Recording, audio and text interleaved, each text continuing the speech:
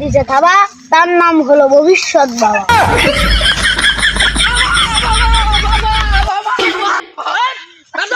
লুঙ্গি sir বুঝছি আপনি পায়ে ধরা পছন্দ করেন না। আরে না, ওইটা বড় কথা না, বড় কথা আমার লুঙ্গিটাতে খুলে যায় তো সেইটা। বচ্চ বল তোর কি সমস্যা? বাবা আমার বাড়িতে সব গরু ছাগল সব চুরি হয়ে গেছে। চুরি হয়েছে? Police case, murder case, CID case, এটা আমার দ্বারা সম্ভব। তাহলে বাবা আপনি কি করেন? কোন কোন প্রস্তাবে জ্বালা পোড়া, প্রেমে বিচ্ছেদ। আর আমি যে প্রেম একবার করাই দেই ওই প্রেম আর জীবনে হয় না।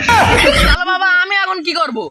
বাচ্চো সমাধান হবে, কিন্তু একটা কাজ করতে হবে, সোজা পশ্চিম দিকে চলে যেতে হবে। যা চলে যা।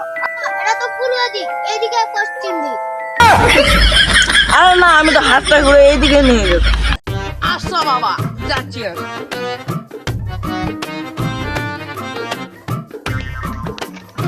বাবা বাবা কি হয়েছে বৎস বল? আরে বাবা, আমি তো অনেক বড় সমস্যায় পড়ে গেছি। আমি 3 বছর হচ্ছে বিয়ে করছি, কিন্তু আমার বউ এমন পর্যন্ত তার কাছে আমাকে থাকতে দেয় না। বাবা তাই আমি যাই। বাট তুই যাই মানে আমি কি মরে গেছি? আরে তাহলে বাবা আপনি বলেন আমার সমাধান কিভাবে হবে? সবই তো বুঝলাম, কিন্তু তোর কাজ হচ্ছে একটাই, একটা কাজ করতে হবে তোকে, কিন্তু টাকা খরচ হবে তো। কি খরচ হবে আমি দেখে নেবো, আপনি সমাধানটা দেন একবার। তোকে 3টা পাটি ছাগল কিনতে হবে এবং 5টা দিন ওই পাটি ছাগল সাথে কাটাতে হবে। কারণ পাটি ছাগল যখন করবে তখন তোর বউ বুঝবে ভালো হয়েছে, বুঝলি? বাবা আপনি তো মহান বাবা, আমি আপনার চরণে থাকতে চাই বাবা, আপনি আমাকে আশীর্বাদ করেন বাবা, আমার বইয়ের জন্য ছোট বাচ্চা হয়। আরে বাবা আপনি ওকে কি সমাধান দিলেন?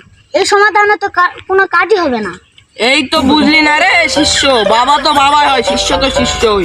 5 দিন টাইম দিলাম ওকে, এখন 2 দিন তুই থাকবি ওর বউয়ের সঙ্গে, আর 3 দিন আমি থাকবো, বুঝলি? আপনি অন্তর্জ্ঞানী, আপনি ভবিষ্যৎবাণী, আপনার কপালে একটা সুনালি।